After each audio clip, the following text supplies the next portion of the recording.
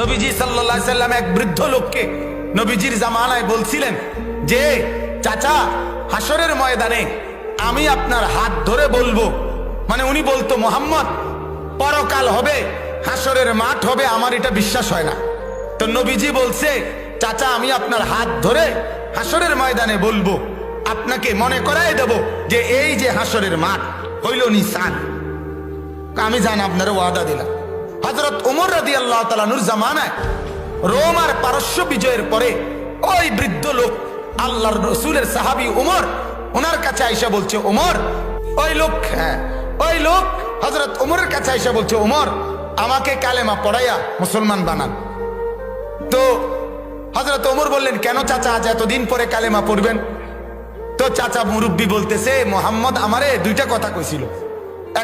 আমি দুইটা প্রশ্নই করছিলাম মোহাম্মদ রে, বলছিলাম রোম আর পারস্য মুসলমানরা বিজয় করতে পারবে না, কারণ যারা ভাত খাইতো ভাত খায় না, তারা কেমনে রোম আর পারস্য বিজয় করবে? হ্যাঁ, আর হাসরের মাঠ হবে না। আমার চোখের সামনে রোম আর পারস্য তো বিজয় হলো, মোহাম্মদ বলছিল বিজয় হবে, এটা তো যেহেতু হয়েছে তাহলে আমার বিশ্বাস হয়েছে ওইটাও হইব, কাজেই আমাকে কালেমা পড়াও। তখন হযরত ওমর কালেমা পড়াইয়া বলছিল, চাচা আল্লাহর কসম আমি সেদিনই জানতাম আপনি মৃত্যুর আগে কালেমা পড়বেনই, কালেমা না পড়ে আপনি মরতেন না, এটা আমার তখনই ইয়াকিন ছিল।